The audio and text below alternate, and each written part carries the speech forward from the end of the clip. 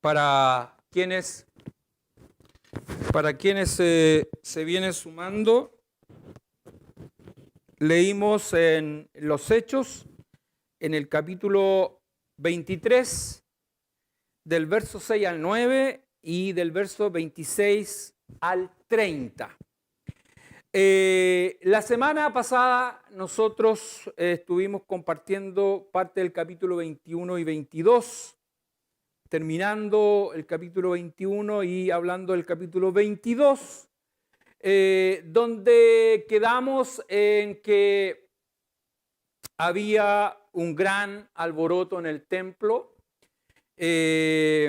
provocado por algunos hermanos judíos ortodoxos, quienes habían visto a Pablo en Asia predicando el evangelio de salvación y de vida eterna, pero el celo de ellos de no tener los ojos abiertos como para entender el evangelio de Jesucristo, lo que ellos establecieron fue una acusación de algo que no era verdad, porque ellos lo acusaron en medio de la congregación donde estaban reunidos el día en que Pablo estaba en un proceso de santificación, como lo dice el capítulo 21-22, y por lo tanto generaron un alboroto, y estos hermanos hicieron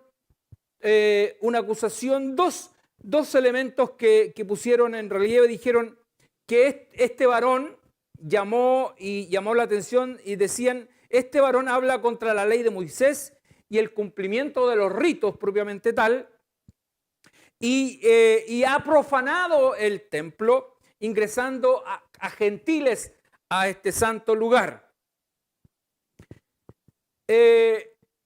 Y por lo tanto alteró de tal manera a toda la gente que tuvo que intervenir la guardia, la seguridad que había en el templo por parte de los romanos, y rescataron al apóstol una vez que las personas vieron que venía el tribuno y venía con soldados. Dejaron de golpearlo y por lo tanto esto lo tomaron y lo llevaron a un lugar que se llamaba la fortaleza.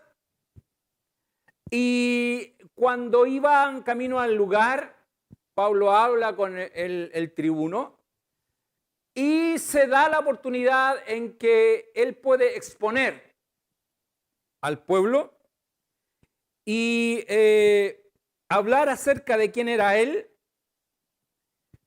y que en realidad era un hermano judío, y les habló en el idioma de ellos, en hebreo, y le contó acerca de quién él era. Por lo tanto, eso atrajo la atención de las personas y pudieron escucharlo.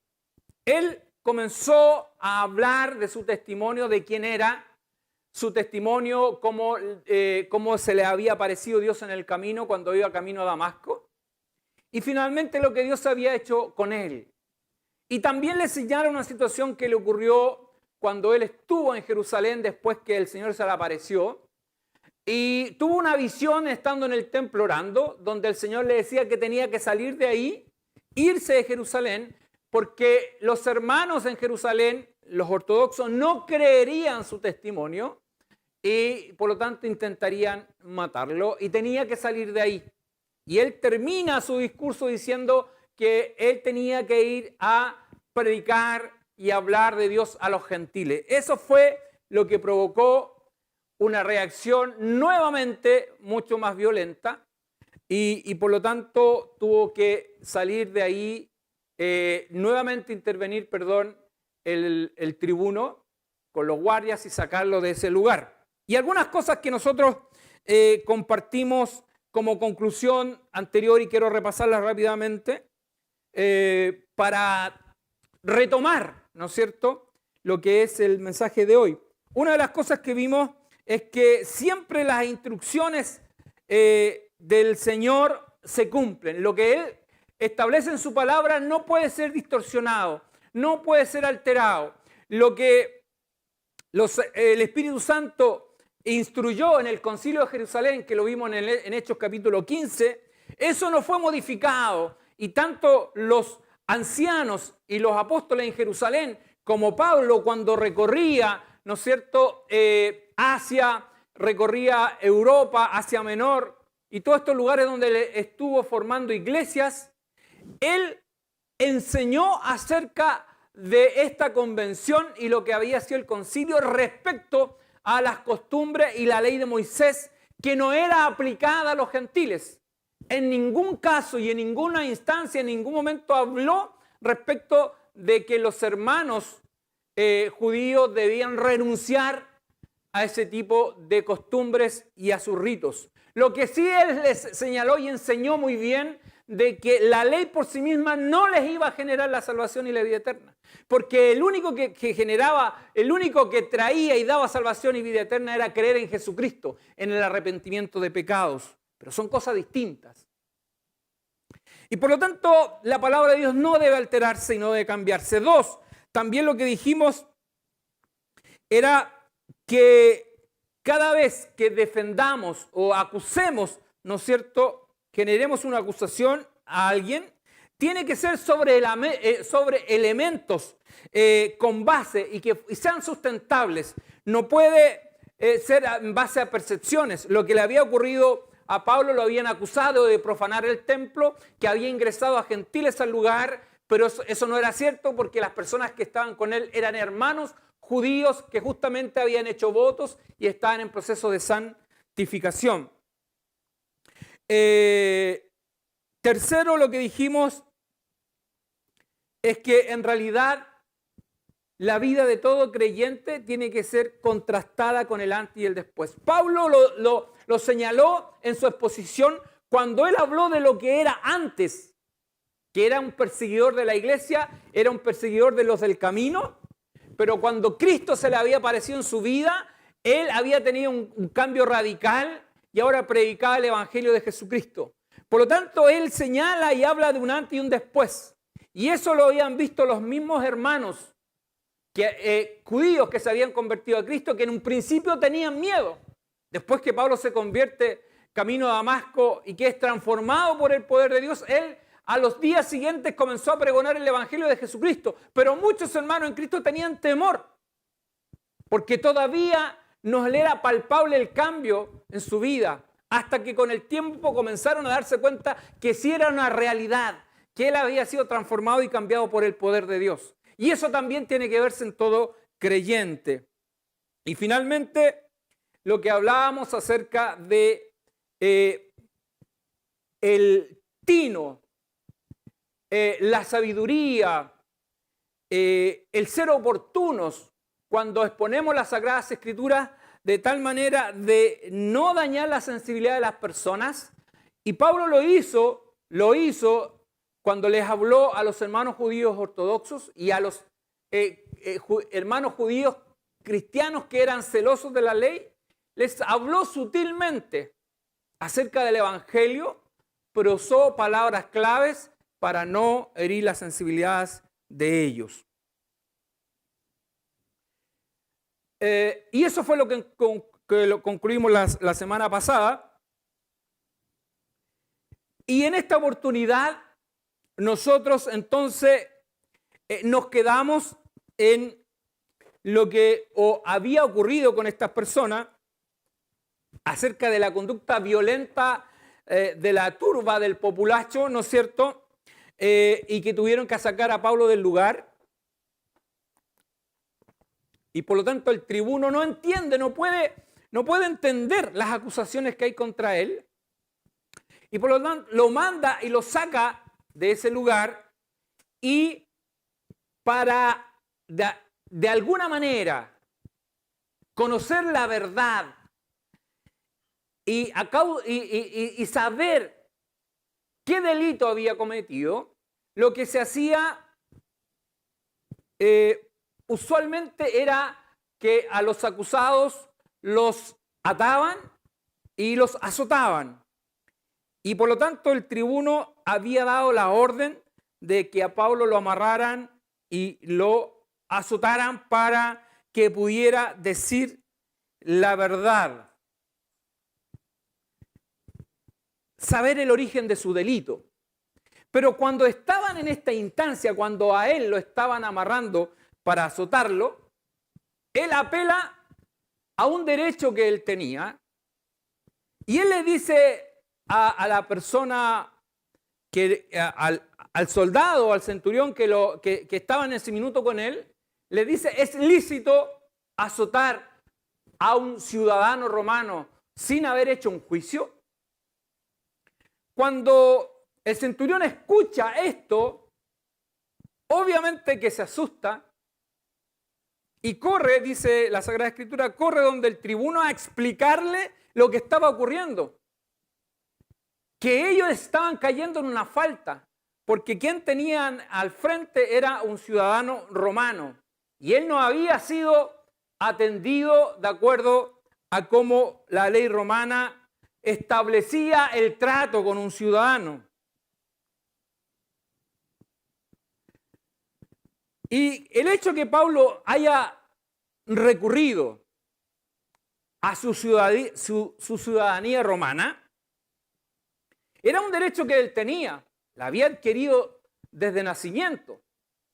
¿Cómo lo había adquirido su familia? La palabra del Señor no da detalles, pero de acuerdo a los historiadores señalan de que en un tiempo de algunos gobernadores o emperadores, se obtenía con grandes sumas de dinero, se podía obtener la nacionalidad, en este caso romana.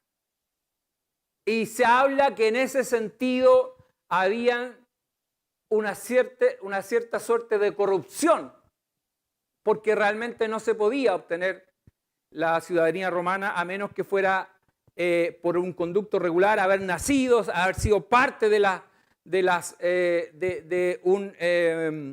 una persona con todos los derechos de un ciudadano o haber hecho alguna situación que al emperador, al imperio romano, realmente les permitiera otorgarle ese derecho a un extranjero. Así es que, de hecho, le llama tanto la atención, en este caso, al tribuno, que le pregunta a Pablo, dice, ¿cómo tú obtuviste esto? Porque le dice, yo pagué una gran suma de dinero para obtener esto. Y él le dice, bueno, yo lo obtuve desde mi infancia, desde toda la vida. Y lo que yo les decía, que Pablo cuando apela a este derecho, no es que él haya actuado en contra de su fe. Porque al final todo lo que él hacía y todo lo que le ocurría estaba siendo dirigido para el propósito de Dios. Era guiado por el Espíritu Santo. Y el hecho de apelar a su ciudadanía romana lo libró de la muerte, lo libró en ese minuto de que él fuera azotado, porque muchos de las personas que eran azotadas no resistían la fuerza del látigo. Así es que él es librado de esta instancia donde habían hermanos ortodoxos que por su celo, por las cosas por las cuales falsamente lo habían acusado, deseaban para él la muerte y iban a buscar todos los resquicios legales que la ley de Moisés les pudiera permitir para darle muerte.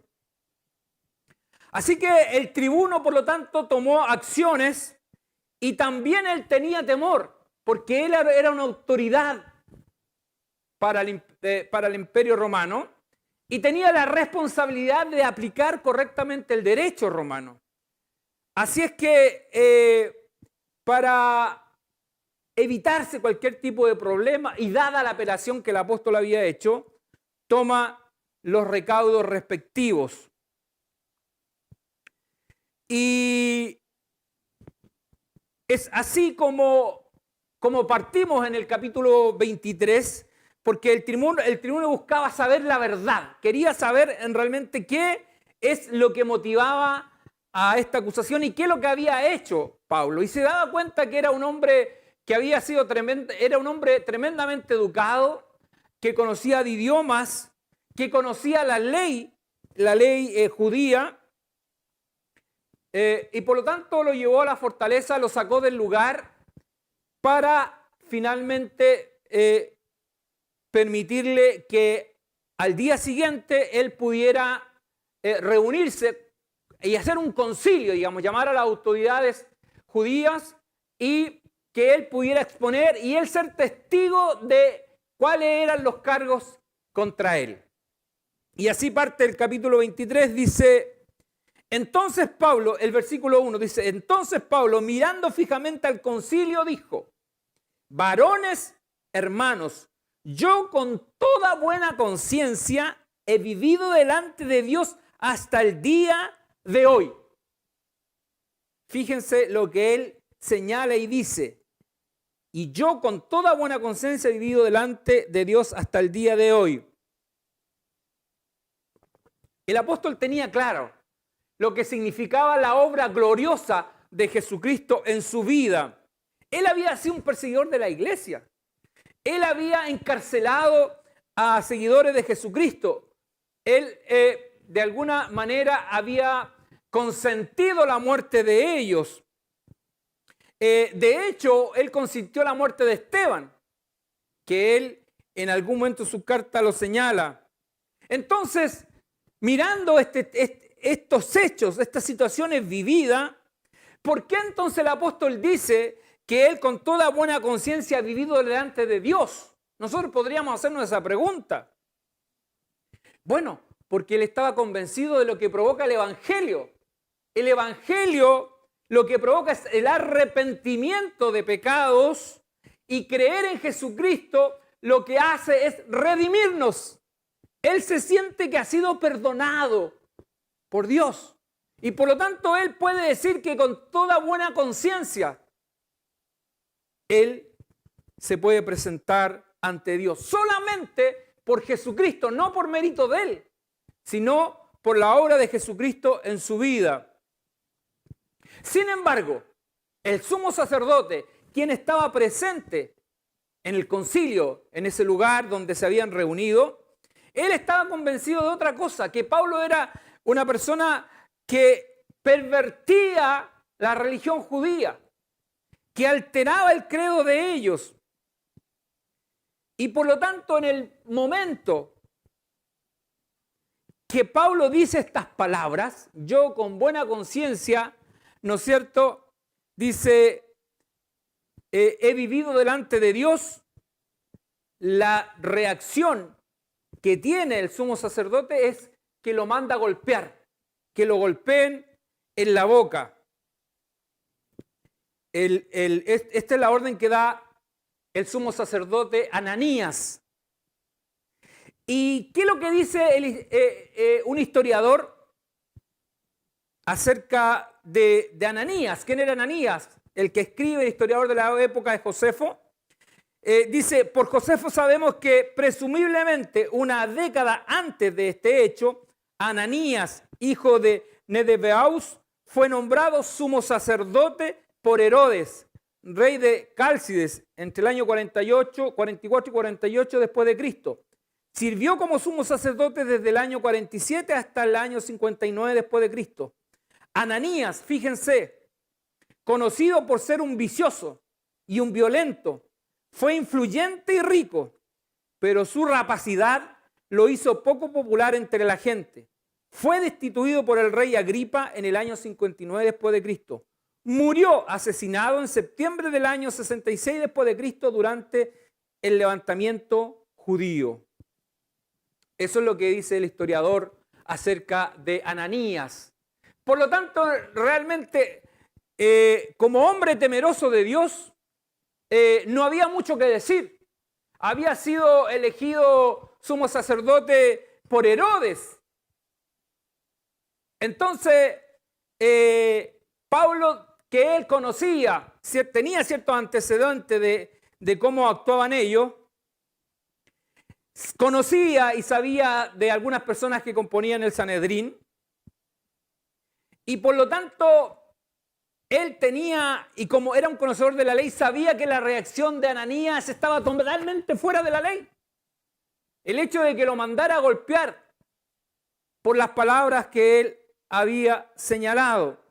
Y dice el verso 2 al 5, dice lo que le estoy relatando. Dice, el sumo sacerdote Ananías ordenó entonces a los que estaban junto a él que le golpeasen en la boca. Entonces Pablo le dijo, Dios te golpeará a ti, pared blanqueada. ¿Estás tú sentado para juzgarme conforme a la ley? Fíjense el conocimiento que él tiene de la ley. Por eso que le señala esto. Le dice, ¿estás tú sentado para juzgarme conforme a la ley y quebrantando la ley, me mandas golpear? Los que estaban presentes dijeron, ¿al sumo sacerdote de Dios injurias? Pablo dijo, no sabía, hermanos, que era el sumo sacerdote, pues escrito está, no maldecirás a un príncipe de tu pueblo. ¿Ah? Claramente, Pablo tiene un conocimiento acerca de quiénes dirigían, quién eran los jueces, cómo debían actuar. Entonces la pregunta que nosotros podríamos hacernos, bueno, ¿desconocía la autoridad que estaba frente a él? Uno podría pensar, bueno, quizás porque el sumo sacerdote no estaba con las vestiduras habituales que él usaba cuando estaba en una sesión en el Sanedrín. En esta oportunidad estaban en la fortaleza, en el lugar donde lo había citado esta autoridad romana. Por lo tanto, podría haber sido eso, que el apóstol no lo reconoció. Segundo, algunos señalan que él tenía problemas en la vista. Y por lo tanto, el hecho de tener problemas en la vista, ¿no es cierto?, por algunos versos bíblicos que hablan acerca de esto, en sus cartas, podría ser que él, por el problema de su vista, no fue capaz de reconocerlo. Y otras comentaristas lo que comparten es que en realidad la actitud que él tuvo, me refiero al sumo sacerdote, no estaba acorde, no fue acorde y no estaba acorde a su investidura. Por lo tanto, estaba fuera de la conducta de un juez, porque un juez tenía que actuar conforme al derecho judío y tratar de esa manera a un procesado. Aquí hubo un abuso de autoridad. Y por lo tanto esto provocó una reacción inmediata del apóstol, porque él determinó, de acuerdo a la ley, ¿no es cierto?, que había actuado fuera del marco jurídico judío. Y quienes estaban en la asamblea claramente también sabían que había actuado de manera incorrecta. Porque fíjese que en el libro de Levíticos, en el capítulo 19, verso 15, dice, no harás injusticia en el juicio. Se está refiriendo a un juez. No harás injusticia en el juicio, ni favoreciendo al pobre, ni complaciendo al grande. Con justicia juzgarás a tu prójimo. Eso es lo que, por lo tanto, ellos eran conocedores de la ley. Y Pablo actúa entonces conforme a la ley. Dado eso es la respuesta. Dado esa es su reacción. Pero, junto con la reacción que tuvo, y dado que hay alguien que señala y dice, al sumo sacerdote, ¿no es cierto?, lo tratas así, ¿no es cierto?, al sumo sacerdote de Dios injurias. Por lo tanto, Pablo inmediatamente reacciona. Inmediatamente, como es un hombre conocedor de la ley, dice, hermanos, no sabía. O sea, la conducta de esta persona no está acorde. Por lo tanto, no podía darme cuenta que realmente era el sumo sacerdote. Y él pide las disculpas respectivas. Porque la ley también le enseñaba de cómo ellos deberían comportarse ante un sumo sacerdote. Pero la persona de Ananías es cuestionable. Y los comentaristas bíblicos dicen lo siguiente de Ananías. En realidad, cuando Pablo le habla acerca le dice pared blanqueada, en realidad ese término O cuando Jesús también a algunos fariseos le dijo sepulcros blanqueados. ¿Qué quiere decir esto? Que en realidad una pared blanqueada es algo que no tenía consistencia, sino que era algo fácil de derribarse, desmoronarse. No tenía sustancia, no tenía fuerza y solamente tenía cierta apariencia. Por eso es algo que era pintado con cal, pero en realidad era solamente apariencia, era fácil de derribar. Un sepulcro blanqueado era lo mismo, era algo que estaba lleno de hueso y por arriba ponían algo, ¿no es cierto?, para una capa que pudiera tener una presentación de mejor forma. Pero en realidad lo que había abajo eran huesos, sepulcros blanqueados, algo que estaba putrefacto. Y Pablo le dice esto a Ananías y de alguna manera le profetiza. Le dice, Dios te golpeará a ti.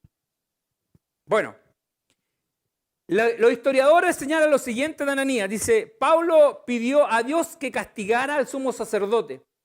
Su pedido fue realidad. Su pedido fue en realidad una maldición lanzada contra Ananías. Dicho sea de paso, Pablo habló con sentido profético, porque la maldición que pronunció se cumplió algunos años más tarde, cuando Ananías murió a manos de unos asesinos. Al escuchar la reacción, uno de los cercanos al sumo sacerdote respecto a las palabras de Pablo, ¿no es cierto?, este se disculpa y cita la ley para ello. La ley judía establece los ciudadanos que se deben tener con una persona la ley judía establece los cuidados que se deben tener con una persona que debe ser procesada. Por lo tanto, Ananías actuó fuera de la ley y provocó el desconocimiento de su autoridad. Además, había sido elegido como sumo sacerdote por Herodes. Así no había nada de sacro en su elección. A la vez se disculpa con Ananías porque la ley manda a respetar a quienes tienen ese grado. Eso es lo que dice un comentarista bíblico, cierre comillas.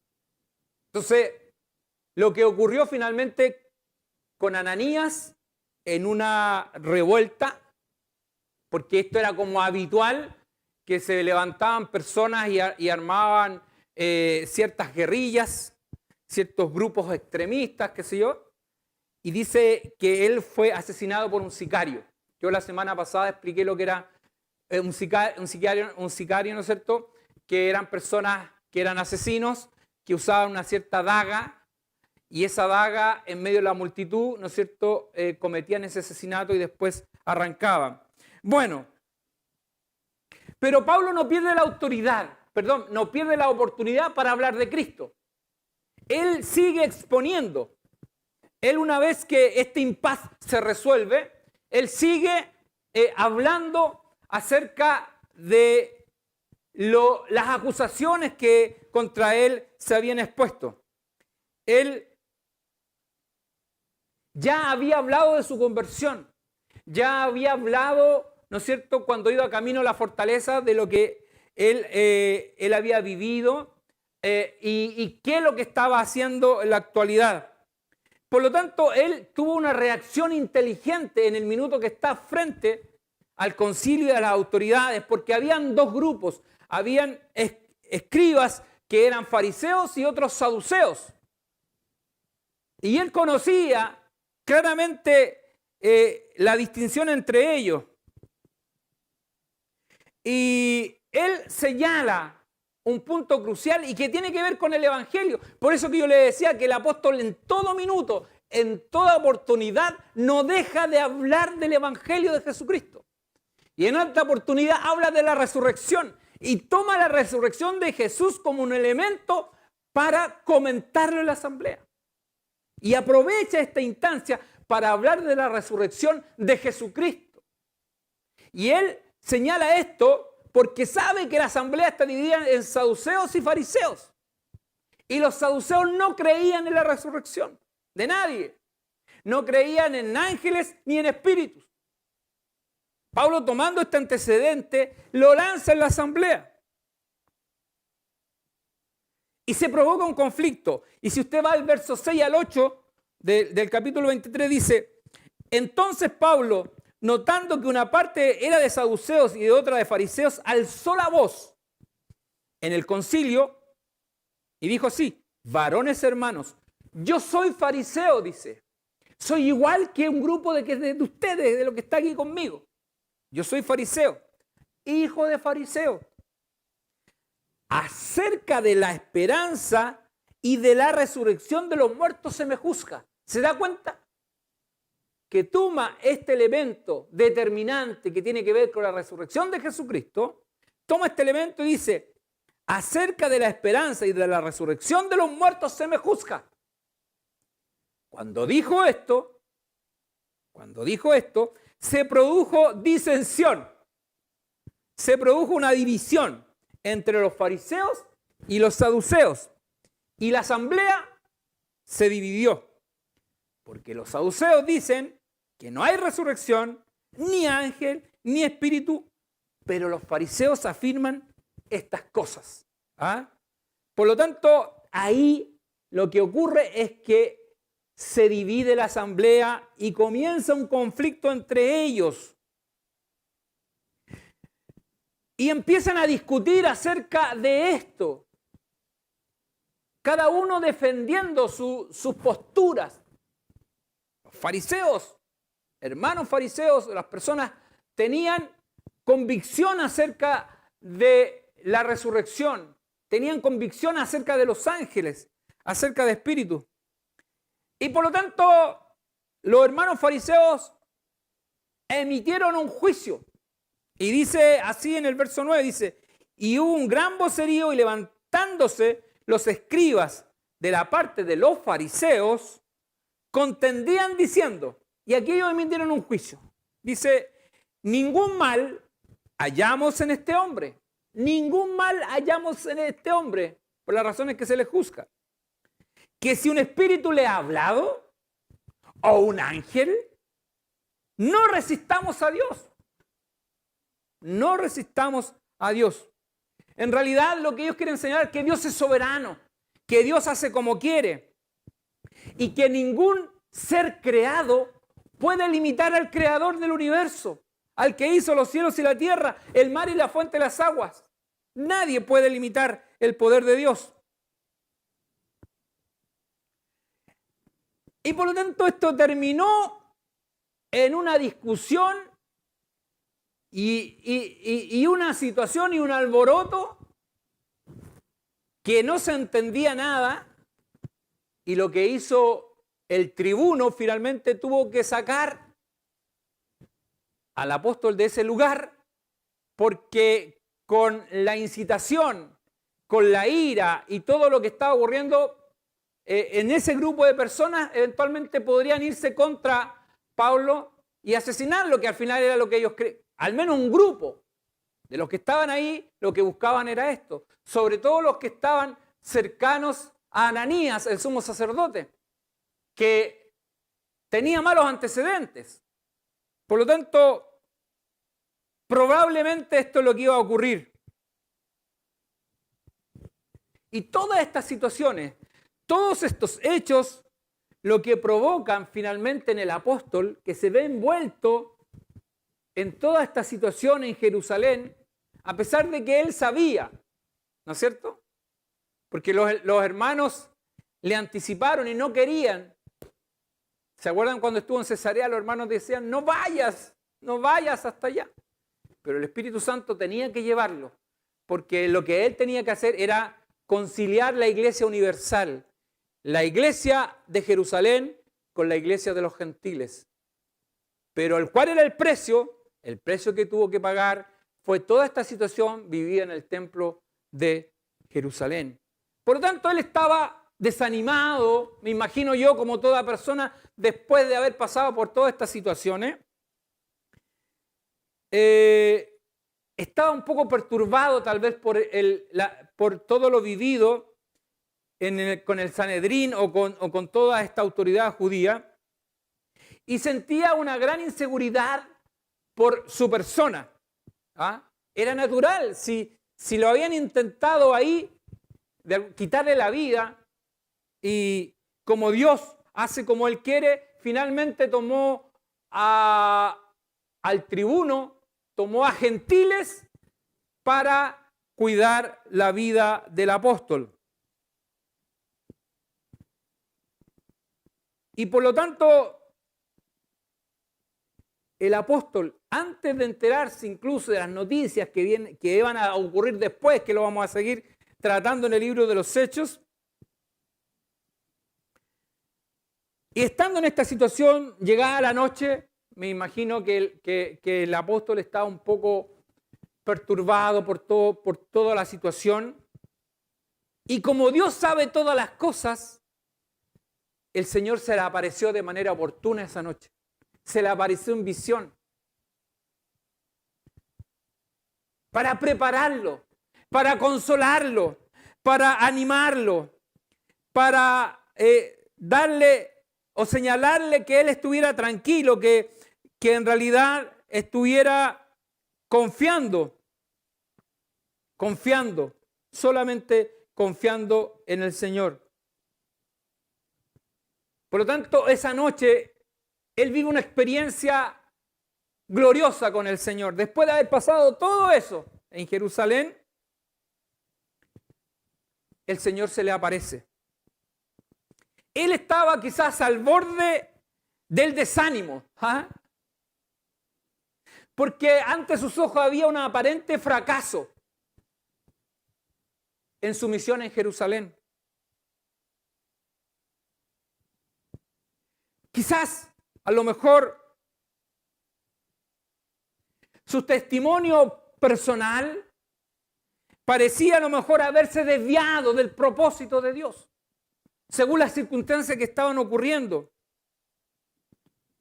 El futuro del apóstol parecía incierto, poco claro, y corría peligro, sin duda. Pero en su hora más oscura, en el momento quizás más complicado, de un aparente fracaso y desánimo, ¿quién le aparece en visión? Es el Señor. Él se le aparece para consolarlo y edificarlo. Gloria a Dios para siempre. En ese minuto, en la hora de tensión para él, en la hora de la prueba, de la dificultad, de una situación difícil, el Señor estuvo a su lado, junto a él, y lo fortaleció. Y eso es lo que dice en el verso 11, dice: a la noche siguiente se le presentó el Señor y le dijo: ten ánimo, Pablo, pues como has testificado de mí en Jerusalén, así es necesario que también testifiques en Roma.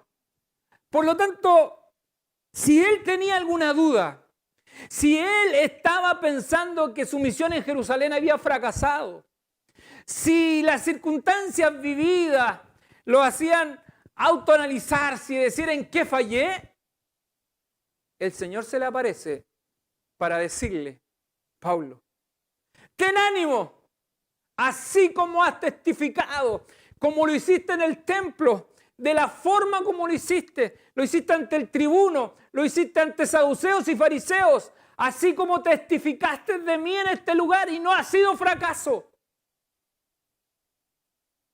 Porque yo he estado contigo, así también tendrás que hacerlo en Roma. Tendrás que testificar de mí en Roma. Eso, sin duda, que fue una inyección de fuerzas.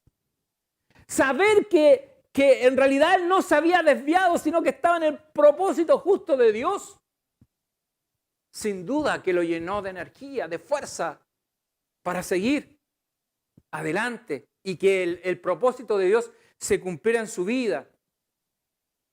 Y por lo tanto él estaba, me imagino, al día siguiente ya más tranquilo, esperando cuáles iban a ser los eventos que se iban a suceder los días siguientes.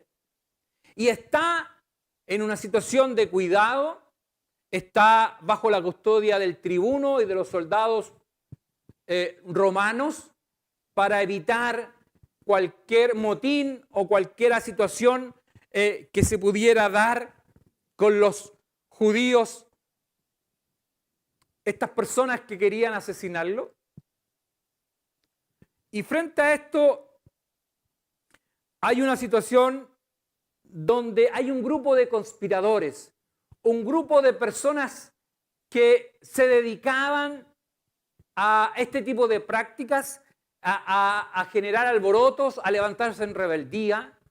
Y lo que hacen estas personas es generar un plan. Dentro de esto habían sicarios, había todo tipo de personas.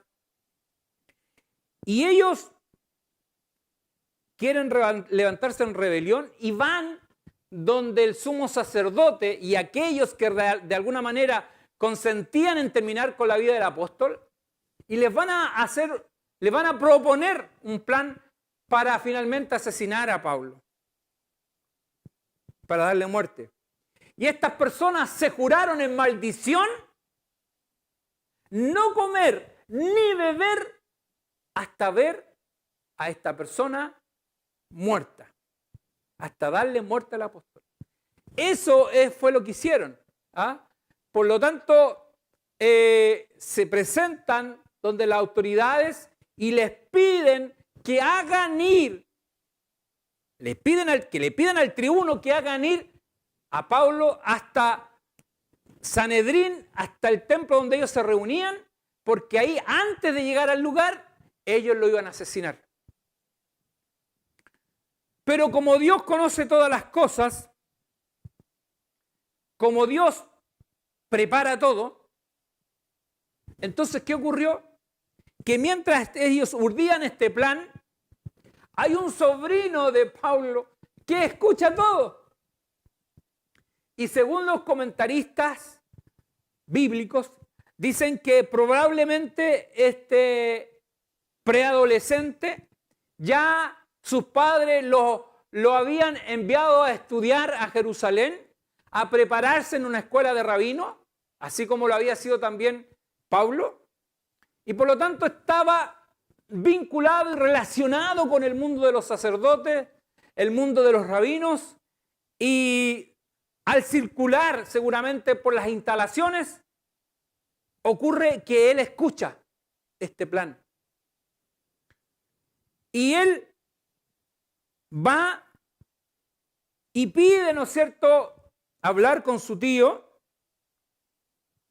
para comentarles acerca de lo que están planeando estos rebeldes y cómo junto a las autoridades religiosas, muchos de ellos corruptos, iban a provocar la muerte de su tío y del apóstol. Fíjense que Dios toma una situación cotidiana, una situación común a lo mejor, en el sentido de que estos hombres actúan de esta manera, y que para muchos quizás podría ser una casualidad, una cosa de suerte, de azar, de que este niño iba pasando y escuchó todo, y por lo tanto se logra, ¿no es cierto?, tener claridad sobre este plan, pero en realidad esto no es casualidad. Para Dios no existe la casualidad, no existe el azar ni la suerte. La voluntad de Dios es siempre perfecta y por lo tanto Dios permitió que este niño escuchara este plan, se lo comentara a su tío y Pablo llamara a un guardia y de esta manera se lo comunicaran al tribuno acerca de lo que estaban planificando estos hombres. Entonces, uno de los guardias lleva al niño, al preadolescente, al tribuno, para que le cuente estos temas. Y en el verso 19 al 21 dice lo siguiente: el tribuno, tomándole de la mano y retirándose aparte, le preguntó: ¿qué es lo que tienes que decirme? Él le dijo: los judíos han convenido en rogarte que mañana lleves a Pablo ante el concilio. Como van a inquirir algunas cosas lleves a Pablo al concilio como que van a inquirir alguna cosa más cierta acerca de él, pero tú no les creas, porque más de 40 hombres de ellos le acechan, los cuales se han juramentado bajo maldición a no comer ni beber hasta que le hayan dado muerte. Y ahora están listos esperando tu promesa.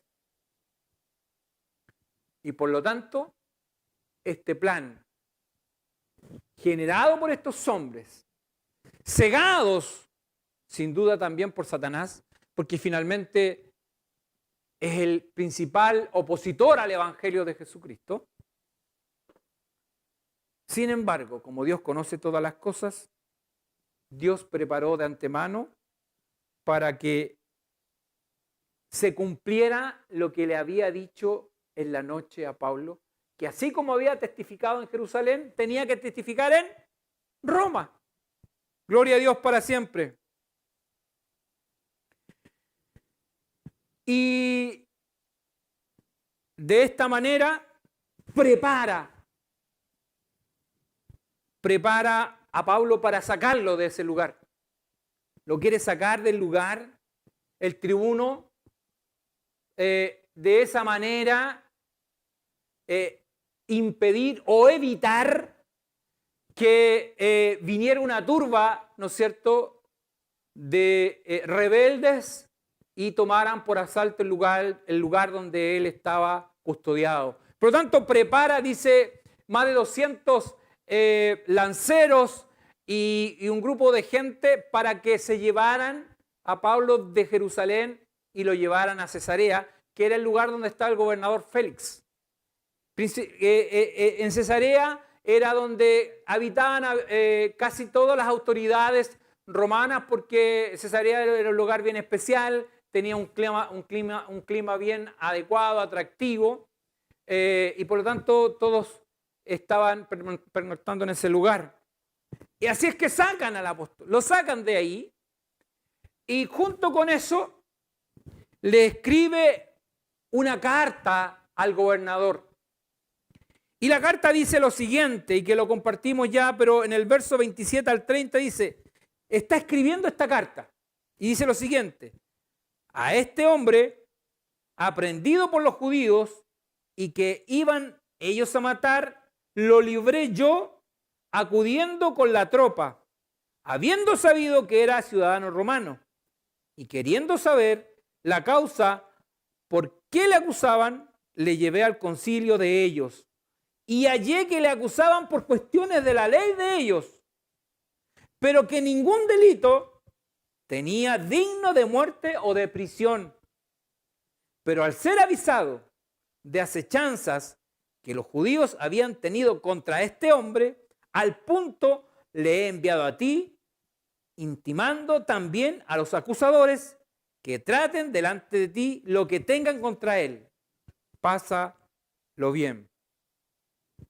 Esta es la carta que manda el tribuno Claudio a el gobernador Félix. Si ustedes miran lo que él en esta carta trata de destacar algunas cosas que él hizo para cuidar el cargo que él tenía como tribuno en Jerusalén. Él señala y dice que él, habiendo sabido que era ciudadano romano, en realidad él no señala que lo quería azotar. No señala esos detalles por cosas obvias, digamos. Él lo que quería era quedar bien ante el gobernador. Y de esta manera, entonces, el apóstol llega a Cesarea y ahí está preso 2 años antes de ir y llevarlo a Roma. Y en esta instancia, mientras él está preso, él comienza a escribir varias de las cartas por las cuales hemos sido tremendamente bendecidos.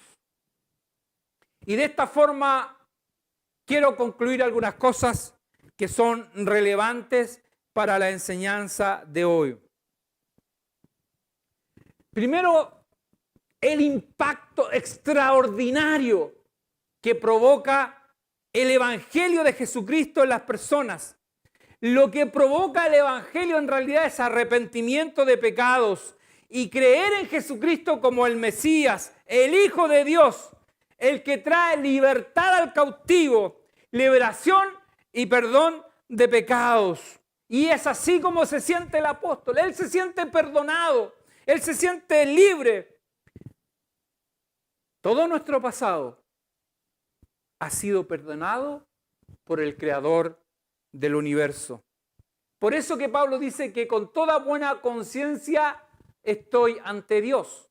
No porque tenga algún mérito personal, sino porque él sabe que la sangre de Jesucristo lo ha lavado y lo ha redimido de todo pecado. Y esta instancia, este lugar, esta situación en la que nos podemos sentir frente a Dios es solamente por el sacrificio de Jesucristo. No hay otra forma. Él es el que nos perdonó. Él es el que nos llamó. Él es el que nos hizo libres. Ante Él nos hemos arrepentido. Él ha perdonado nuestros pecados. Y hoy día somos salvados y redimidos por la sangre de Jesucristo derramada en la cruz del Calvario. Hoy día, por su resurrección, nosotros tenemos vida eterna asegurada. Hemos sido justificados por Él. Otra de las cosas que nosotros podemos rescatar de este hermoso capítulo es que las Sagradas Escrituras nos dan pruebas contundentes acerca del poder de Dios y de Jesucristo resucitado. La esperanza que todo creyente tiene, todos nosotros, en que el Señor vendrá por su pueblo. Y así parte el libro de los Hechos, cuando se separa de los discípulos y Él asciende a los cielos. Y Él va hasta que una nube no les permite ver más. Dice que hay un par de ángeles, varones, que le dicen a ellos, varones, ¿qué estáis mirando? Así como los viste ir, así un día Él vendrá. Y esa es la esperanza nuestra, que Él un día vendrá por su iglesia, que Él vendrá por su pueblo. Gloria a Dios para siempre. Nosotros creemos que el Señor fue levantado entre los muertos, que Dios le levantó de entre los muertos y que ese día llegará en que estaremos con Él por la eternidad. El apóstol, escribiendo a la iglesia de Corintios, refuerza esto. Refuerza este mensaje del Evangelio para eliminar toda ideología de los saduceos que habían llegado a las iglesias a torcer el Evangelio, a decir que no había resurrección. De la misma manera como en el lugar se había provocado esta división en la sala entre saduceos y fariseos. Estos saduceos se habían encargado de ir y torcer la verdad del Evangelio. Por lo tanto, Pablo dentro de su carta le escribe a los hermanos en Corintios y les señala. Usted puede leer el capítulo 15 de 1 Corintios, pero yo solamente voy a citar una parte, el versículo 20 de 1 Corintios 15, 20, dice, mas ahora Cristo ha resucitado de los muertos, primicia de los que durmieron es hecho. Gloria a Dios para siempre. Por lo tanto, el apóstol anima a la iglesia en Corintios, como Él lo está haciendo hoy día con cada uno de nosotros. Nos está animando el Señor hoy día para que nuestra fe no decaiga, para que nos animemos y que nuestra esperanza no se vaya al suelo, sino que esperemos a nuestro amado. Porque el amado no tarda. El amado viene por su iglesia, viene por su pueblo. Gloria a Dios para siempre. Y así lo sigue reforzando. En 1 Corintios 15, 51 al 50 dice, he aquí os digo un misterio, no todos dormiremos, pero todos seremos transformados en un momento, en un abrir y cerrar de ojos, a la final trompeta, porque se tocará la trompeta y los muertos serán resucitados incorruptibles y nosotros seremos transformados. Porque es necesario que esto corruptible se vista de incorrupción y esto mortal se vista de inmortalidad. Gloria a Dios para siempre. Esa es la esperanza del pueblo de Dios, que el Señor vendrá un día por su iglesia. Otra de las cosas que debemos rescatar de este capítulo, que es que el Señor conoce todas las cosas. No hay nada que escape a Él. Incluso cuando nuestras fuerzas son ceros, cuando no tenemos fuerza ninguna, el Señor conoce todas las cosas. Pueden ser diferentes instancias, diferentes situaciones que nos lleven a concluir que la montaña se nos viene encima, que ya no podemos más, que la tormenta que está o que estamos viviendo no la podremos resistir y no la podremos superar. Pero quiero decirles que en todo momento Dios tiene el control y Él nos sostiene y en su mano estamos y con Él estamos seguros. El apóstol Pablo, dentro de toda esta turbulencia, dentro de toda esta situación que estaba viviendo, donde él pensaba que en realidad quizás estaba totalmente fuera de la voluntad de Dios. En algún minuto podemos pensar eso. ¿Qué está pasando con nuestras vidas? ¿Estará o no estará el Señor para cuidarnos? Pero en todo momento el Señor está a nuestro lado. Y de la misma manera como se le apareció en visión a Pablo para animarle, el Señor hoy día nos anima a cada uno de nosotros. Toda nuestra vida es espiritual, toda. Y toda está ligada a Dios. No existe una dicotomía entre una vida espiritual y secular, como si fueran dos cosas distintas y separadas. En toda área de nuestra vida el Señor tiene el control. Y por lo tanto, si todas las áreas de nuestra vida está en Cristo, porque si nuestra vida está en Cristo, entonces todas las áreas de nuestra vida están en Cristo. Entonces, todo lo que ocurra en nuestra vida tiene que ver y está bajo la sujeción del Señor, está bajo su dirección. Nada de lo que te ocurra, nada de lo que me ocurra es indiferente a Dios. Así como el Señor animó al apóstol y le dijo, ten ánimo, así el Señor nos dice hoy día, hermanos en Cristo, ten ánimo. El Señor está con nosotros. Y finalmente, no hay nada oculto a los ojos de Dios que Él no conozca y sepa. Él puede tomar una situación que pudiera incluso estar planeada en tu contra para destruirte. Personas o cosas que puedan ocurrir en tu vida. Dios toma esa instancia, Dios toma esa situación y la revierte con el único motivo de llevar a cabo su propósito, que está preparado para ti y para el reino del Señor. El Señor llevará a cabo el propósito que tiene con cada uno de nosotros. El propósito principal que tienes tú y tengo yo es llevar el Evangelio de Jesucristo para que otros conozcan a este Señor y Dios.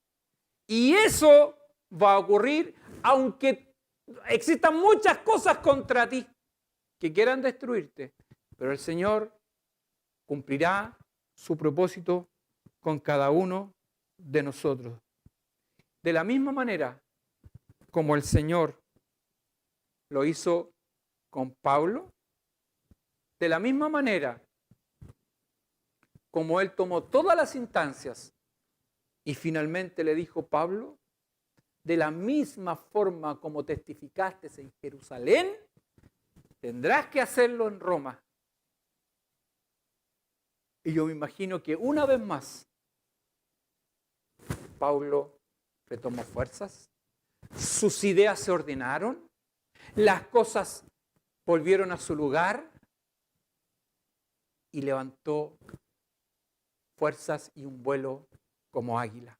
Y así el Señor quiere que hoy día levantes tu vuelo, que renueves tu fuerza, porque el Señor te dice en esta hora, hermano querido, ten ánimo, el Señor está a tu lado. Quiero invitarles que oremos al Señor, que le demos gracias por esta su palabra que también hace a nuestras vidas. Señor eterno, Padre amado, te exaltamos y te bendecimos. Te damos gracias, Señor, por tu palabra. Porque domingo a domingo hemos ido compartiendo, Señor, este libro hermoso, el libro de los Hechos. Y hemos visto cómo a través de cada capítulo el nombre de Jesucristo es exaltado. Señor, el llamamiento, Señor, al arrepentimiento de pecados, a creer en Jesucristo y esperar y descansar en el amado. Señor, te exaltamos y te bendecimos porque hemos ido, Señor, profundizando y entendiendo que no hay nada más importante, Señor, en la predicación del Evangelio, en compartir tu palabra, que no sea el llamado al arrepentimiento, al perdón de pecados, a creer en Jesucristo y esperar el día de su venida. Te exaltamos y te bendecimos, Señor. Te damos gracias porque una vez más tu palabra nos dice, ten ánimo, porque el propósito de Dios en tu vida se cumplirá. Para lo cual Dios te tiene predestinado, para lo cual Dios te tiene así en sus planes a ejecutar en el tiempo que viene, en el tiempo que no conocemos.